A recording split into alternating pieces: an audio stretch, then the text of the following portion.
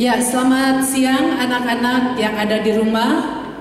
Pada hari ini kita akan mengadakan ibadah kita di minggu yang kedua ya. Kita akan mempersiapkan hati kita, anak-anak diminta untuk mempersiapkan diri dengan baik, mengikuti ibadah dengan sopan, dengan rapi ya, supaya kita mendapatkan berkat dari ibadah ini. Sebelum kita masuk dalam ibadah, kita berdoa. Bapa di sorga, pada siang hari ini kami mengucap syukur untuk kebaikan Tuhan di dalam setiap kehidupan kami. Tuhan sudah menjaga, memelihara kami dalam jam pertama hingga yang terakhir. Kini kami mengikuti ibadah secara online. Biarlah Tuhan akan menolong dan memimpin setiap kami. Kadang-kadang kami putus asa, kadang-kadang kami tidak sanggup untuk melakukan segala sesuatu, tetapi kami percaya Tuhan yang menolong hidup kami. Kami berdoa untuk pujian, berdoa untuk firman Tuhan yang akan disampaikan. Biarlah ibadah kami ini sungguh menyenangkan hati Tuhan. Terima kasih Tuhan Yesus, di dalam nama-Mu kami berdoa. Amin. Ya anak-anak, kita akan menyanyikan lagu Ku Tak Akan Menyerah. Ya, kadang-kadang kita sering menyerah ya dengan keadaan di sekitar kita, dengan pembelajaran PJJ ini ya. Tapi kita bersyukur Tuhan kita itu adalah Allah yang setia, Allah yang selalu menolong kita.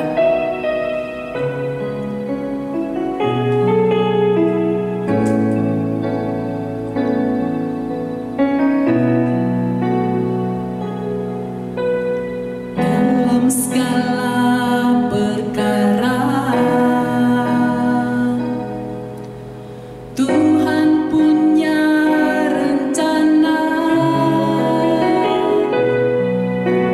yang lebih besar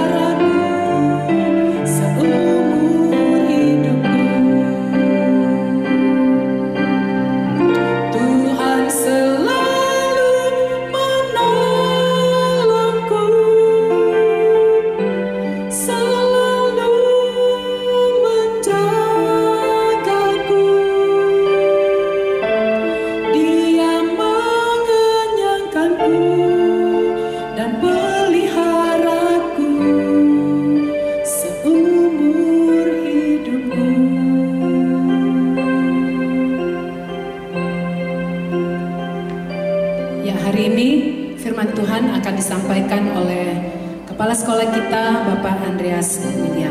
Kami persilakan.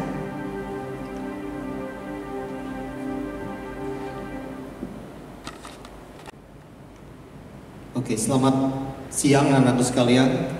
Ya, kita bersyukur hari ini kita masih diberi kesempatan untuk bisa beribadah dan kita ingin merenungkan satu kebenaran firman Tuhan. Tema renungan kita pada hari ini adalah Don't Give Up atau Jangan Menyerah. Sebelum kita mendengarkan firman Tuhan, mari kita tundukkan kepala dan kita berdoa.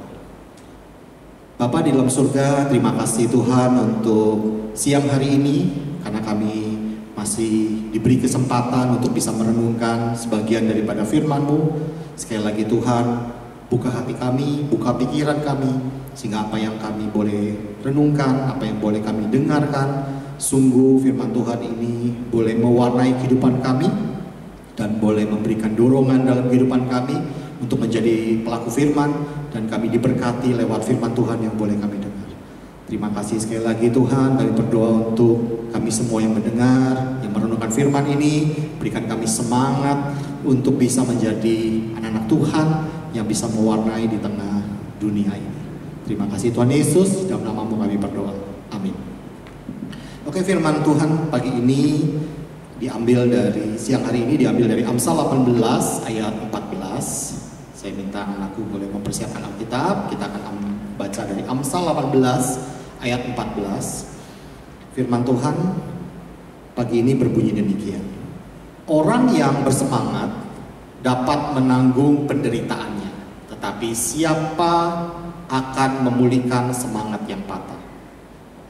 Saya ulangi kembali, orang yang bersemangat dapat menanggung penderitaannya, tetapi siapa yang akan memulihkan semangat yang patah?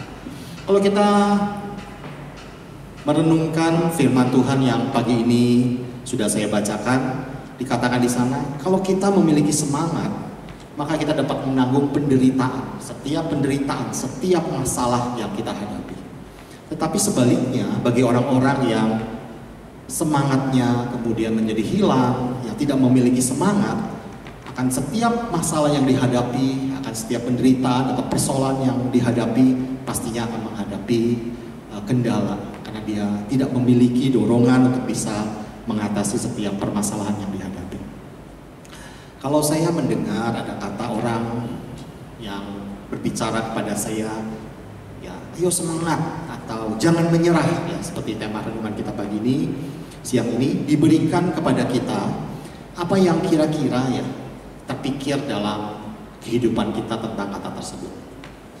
Yang pertama, pastinya kata yang diberikan ini bertujuan memberikan motivasi.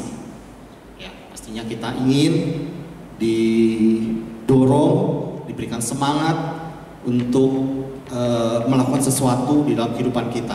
Ya. Yang kedua, mungkin juga kata-kata yang diucapkan oleh mungkin rekan-rekan atau teman kita ini juga untuk menyatakan empati. Ya. Ayo semangat, ayo jangan menyerah. Atau juga mungkin untuk membantu kita, ya, memberi dorongan kita supaya kita mau atau dapat melalui setiap kondisi yang dihadapi dengan tidak menyerah.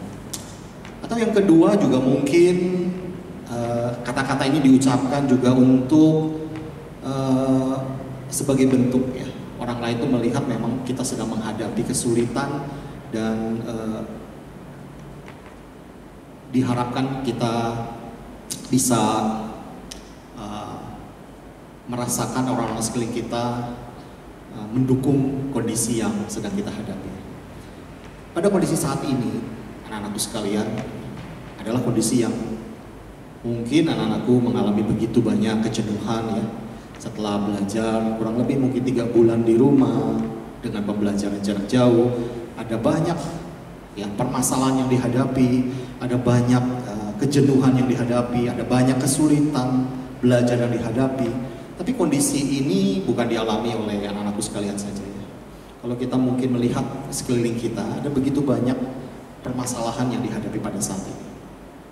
Mungkin kalau saya coba, ya, berpikir, menggali gitu, ya, tentang kondisi sekeliling kita, mungkin bagi yang pertama, bagi dunia usaha mungkin. Kalau anak-anakku melihat, ya, Hari ini dunia usaha mengalami kelesuhan, ya. Adanya ketidakpastian kalau mereka mau melakukan sesuatu, adanya juga mungkin penurunan omset pendapatan dari usaha, sehingga apapun yang mau dilakukan mereka harus berpikir kembali, menyusun rencana ulang untuk rencana ke depan yang harus dilakukan. Bahkan mungkin optimismenya menjadi sangat kecil dengan kondisi saat ini. Atau juga bagi orang tua yang bekerja saat ini, ada yang mungkin mengalami banyak permasalahan. Ada yang mengalami PHK, ada yang gajinya harus dipotong, ada yang secara ekonomi mungkin mengalami kemerosotan, mungkin juga ada yang mengalami kebingungan gitu ya, menghadapi kondisi saat ini. Ya, orang tua juga tidak mudah anak-anakku sekalian, dan ini juga membuat emosi, membuat kesulitan-kesulitan sendiri di tengah keluarga yang mungkin juga dialami oleh sebagian daripada orang tua kita di rumah. Atau bagi para guru di sekolah, anakku sekalian, para guru juga mengalami banyak masalah, ya. Guru harus mulai melakukan penyesuaian diri di dalam pembelajaran, ya.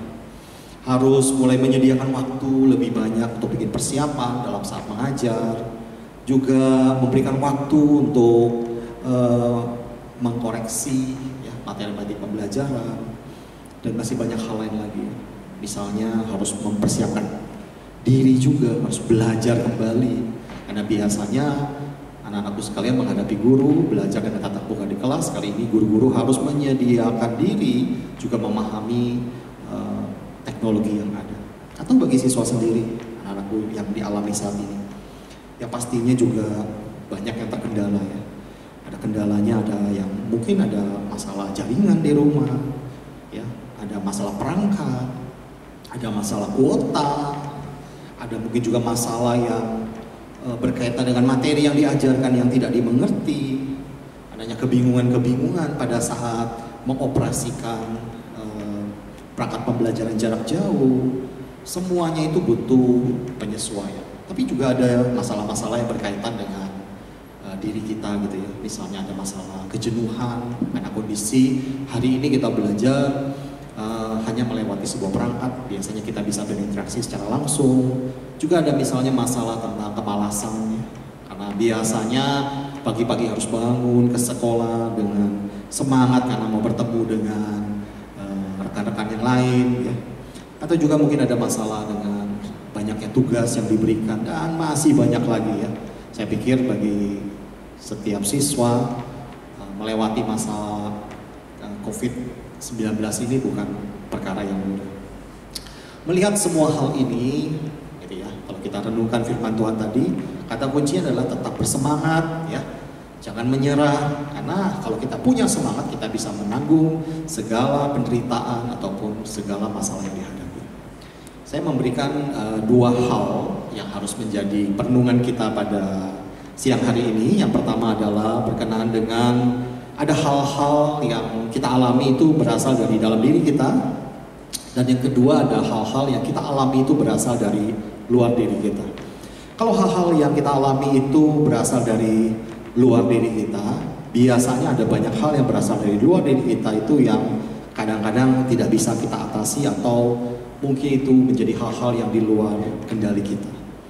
Misalnya pandemi yang dialami pada saat ini, ya kita nggak bisa berbuat banyak, kita menunggu hasil riset pemerintah dan mungkin menunggu vaksin agar semoga masalah pandemi ini bisa diatasi. Yang kita bisa lakukan kalau berkaitan dengan diri kita, ya kita menjaga, ya, seperti himbauan pemerintah, kita pakai masker, kita mencuci tangan, ya, kita jaga kebersihan, social distancing, ya, jaga jarak 1-2 meter. Itu semua dilakukan adalah yang bisa kita lakukan. Tetapi bagaimana kondisi pandemi ini bisa diatasi, ya hari ini kita berdoa untuk orang-orang yang berjuang di garis depan untuk mengatasi masalah pandemi ini. Ini masalah yang di luar diri kita. Tetapi ada juga hal-hal yang berkenaan dengan masalah di dalam diri kita, ya, yang sebetulnya notabene kita bisa atasi, kita bisa kendalikan. Contohnya pada saat kita harus menghadapi pembelajaran jarak jauh. Ada misalnya masalah kejenuhan, ya, kemalasan, puasa, waktu mengerjakan tugas yang kadang kita abai, ini semua adalah sebetulnya masih di dalam kendali yang kita bisa lakukan. Saya ingin memberikan tips untuk mengatasi masalah-masalah yang ada, apakah itu masalah di luar diri kita ataupun yang ada di dalam diri kita. Hal pertama yang perlu kita sikapi, kalau itu hal yang terjadi di luar diri kita, pertama sikap yang harus kita ambil adalah jangan putus asa. Ketika ada masalah yang sulit yang kita hadapi, ya, tadi firman Tuhan mengatakan ya tetap bersemangat, jangan putus asa. Sesungguhnya sikap tersebut ya mendorong kita untuk tetap ya tidak lari dari permasalahan yang ada, dan kita bisa menghadapi setiap masalah dengan pikiran yang jauh lebih jernih. Yang kedua adalah kita, kalau itu di luar diri kita yang tidak bisa kita atasi, kita belajar untuk berserah pada Tuhan. Terus percaya dan mendekatkan diri pada Tuhan. Ya, kita berdoa. Kalau misalnya orang tua kita hari ini mengalami kesulitan secara ekonomi, maukah kita semua, anakku sekalian, berdoa buat mereka. Kita harus punya pengharapan di dalam Tuhan. Karena kita yakin bahwa Tuhan sanggup menolong. Tidak ada yang mustahil bagi Tuhan. Kalau teman-teman sekalian, anak-anakku sekalian menghadapi masalah ini, ambil waktu untuk berlutut, berdoa, minta Tuhan membantu setiap keluarga kita menghadapi permasalahan yang dihadapi. Dan kita belajar untuk tetap bersyukur. Tuhan berkata di dalam Filipi 4 ayat 6, jangan hendaklah kita khawatir kalau kita menghadapi masalah ya. Tentang apapun juga, tetapi nyatakan di dalam segala hal keinginanmu kepada Allah dalam doa dan permohonan dengan ucapan syukur. Saya mungkin mengajak anak-anak sekalian kita mengingat Filipi 4 ayat 6 ini, jangan hendaknya kamu khawatir tentang apapun juga, tetapi nyatakan dalam segala hal keinginanmu kepada Allah dalam doa dan permohonan dengan ucapan syukur. Lewat firman yang kita baca dari Filipi 4 ayat 6, kalau ada masalah yang sulit, Tuhan mengatakan, ya, nyatakanlah keinginan itu kepada Allah ya dengan doa dan ucapan syukur, dan kita percaya kita punya pengharapan di dalam Tuhan kita Yesus Kristus. Kalau kita menghadapi masalah yang kedua yang berkaitan dengan hal-hal di dalam diri kita yang sebetulnya kita bisa atasi ya. Nah, ini sekali lagi untuk memasuki tahun pelajaran yang baru ya, setelah kita mengevaluasi diri di pembelajaran tahun pelajaran kemarin ya, khususnya yang 3 bulan kita dalam hal pembelajaran PJJ, kita perlu melakukan ya tindakan-tindakan untuk membuat diri kita lebih baik lagi pada tahun ajaran ini. Yang kita bisa lakukan yang pertama adalah kita bisa terus belajar atau berlatih ya untuk menghadapi hal-hal yang baru ya memasuki tahun ajaran ini. Jangan abai, jangan bersikap ya terserah sajalah ya, karena kondisinya nggak bisa terserah saja. Itu bukan orang yang punya semangat, itu orang yang patah semangat. Atau misalnya punya sikap gue nyerah deh karena kondisi saatnya seperti ini, ya udah gue nggak bisa nih. Itu juga adalah kondisi di mana orang tidak punya semangat atau patah semangat, sehingga setiap masalah yang dilalui akibatnya tidak bisa diselesaikan. Yang kedua adalah lakukanlah apa yang kita hadapi sekarang ini dengan sikap hati yang benar ya. Yang ada di depan mata yang bisa dilakukan, kalau itu masih dalam kendali kita, ya kerjakan dengan segenap hati. Ya misalnya dengan tugas-tugas yang diberikan, ya setiap hari memang ada tugas, tapi kalau kita mulai mencicil tugas-tugas yang diberikan, kita melakukan tanggung jawab kita di dalam hal belajar, ya dengan segenap hati, ya permasalahan-permasalahan berkaitan dengan tugas bisa diselesaikan. Yang ketiga, kalau berkaitan dengan diri kita, mungkin selama ini kita belum bersemangat, ya katakan pada diri kita, ya saya mau memulai untuk semangat. Saya mau memulai mengatasi setiap masalah ini, saya mau bangun daripada rasa putus asa saya mau mencoba kembali. Dikatakan demikian, bila kita mau menyelesaikan sebuah masalah, kita perlu mengambil satu langkah yang tepat, yang kecil pada saat ini, yaitu yang mencoba, yang memulai untuk mengatasi setiap permasalahan. Nah, anakku sekalian, kata kunci daripada mengatasi semuanya ini adalah bagaimana membangun satu sikap hati yang benar. Ya, firman Tuhan mengatakan ya kita harus semangat, jangan putus asa, karena setiap masalah bisa diatasi dengan semangat. Dan yang kedua, kalau kita baca Filipi tadi, kita harus menyatakan segala hal kepada Allah dalam permohonan jika ada masalah-masalah yang kita tidak bisa atasi, dan kita tetap bersyukur karena Allah adalah sumber pengharapan atas setiap hal yang kita hadapi pada hari ini. Yang menjadi refleksi kita pada siang hari ini, anakku, tolong direnungkan kembali. Kira-kira pada saat ini, adakah hal-hal yang membuat kita menyerah? Kira-kira langkah-langkah apa saja yang kita dapat lakukan untuk mengatasi masalah ini? Apakah itu berkenaan dengan hal-hal yang di luar diri kita ataupun yang ada di dalam diri kita? Teman-teman refleksikan, mungkin nanti bisa ditulis ya, hal-hal apa saja yang membuat hari ini saya putus asa dengan kondisi saat ini, apakah di tengah keluarga, apakah di tengah belajar di sekolah, sikap apa yang saya bisa ambil. Refleksi kita yang kedua adalah jika kita hari ini melihat ada orang-orang sekeliling kita yang hari ini sedang menyerah ya, putus asa menghadapi kondisi saat ini, maukah kita menjadi orang-orang yang menyemangati? Kita bisa mendoakan mereka, kita bisa memberikan ucapan-ucapan yang membangun semangat mereka sehingga mereka tidak terpuruk di dalam kondisi di mana mereka menyerah dengan kondisi yang ada. Ini yang menjadi perenungan kita pada hari ini. Anakku, sekali lagi kita mau berdoa buat diri kita sehingga menghadapi kondisi saat ini kita menjadi orang-orang yang bukan hanya tetap bersemangat dan tidak menyerah menghadapi setiap tantangan yang ada, tetapi kita juga bisa menjadi berkat bagi orang-orang sekeliling kita yang mungkin menghadapi masalah. Bila waktu kita ya, untuk menjadi berkat bagi orang-orang sekeliling kita, mendukung mereka, menolong mereka, apakah itu keluarga, apakah itu teman-teman kita yang hari ini mengalami permasalahan, kita bisa ambil satu tindakan positif buat mereka dan kita menjadi berkat dalam kehidupan mereka. Ya, ini renungan yang bisa disampaikan pada hari ini, dan kita mau tundukkan kepala, biarlah kita mau menyerahkan setiap hal yang ada di dalam tangan pimpinan Tuhan. Mari kita berdoa. Bapa di dalam surga, terima kasih untuk firman Tuhan yang boleh kami dengar. Kami belajar akan kebenaran firman Tuhan, bahwa dalam kehidupan kami Tuhan ingin agar kami tetap bersemangat walaupun di tengah kondisi yang terjadi pada saat ini. Bukan hanya bersemangat, kami juga harus bisa belajar menyemangati orang-orang di sekeliling kami sehingga kami bisa menjadi berkat bagi orang-orang yang menghadapi permasalahan.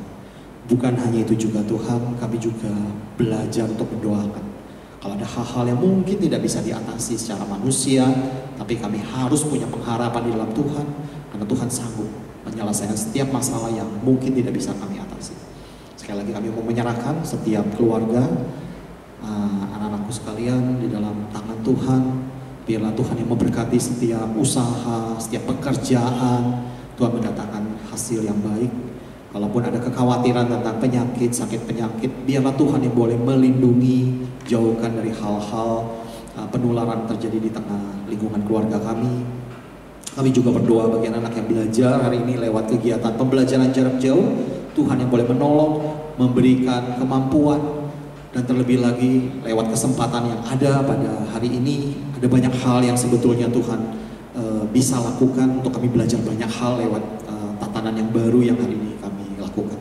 Sekali lagi berkati setiap anak-anak agar bisa belajar dengan baik, memasuki tahun ajaran ini, dan berkati kami semua sehingga kami semua tetap diberikan semangat untuk menghadapi kondisi pada saat ini. Terima kasih Tuhan Yesus, di dalam nama-Mu kami berdoa. Amin. Ya, kita sudah menyanyikan pujian, kita juga sudah mendengarkan kebenaran firman Tuhan. Kita akan mengakhiri ibadah kita secara online dengan menyanyikan Bapa Terima Kasih.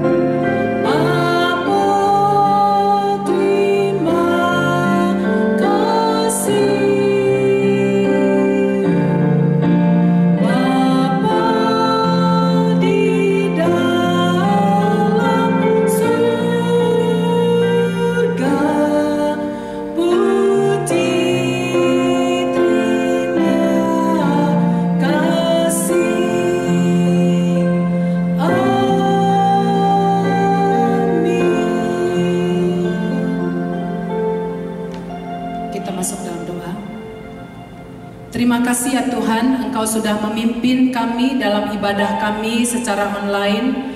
Biarlah Engkau yang memberkati kami satu persatu, baik kami guru-guru yang berada di sekolah maupun anak-anak kami yang di rumah masing-masing. Tuhan tetap memberkati kami melalui ibadah pada hari ini. Di dalam nama Tuhan kami Yesus Kristus kami sudah berdoa. Amin. Ibadah kita sudah selesai. Selamat siang, Tuhan Yesus memberkati.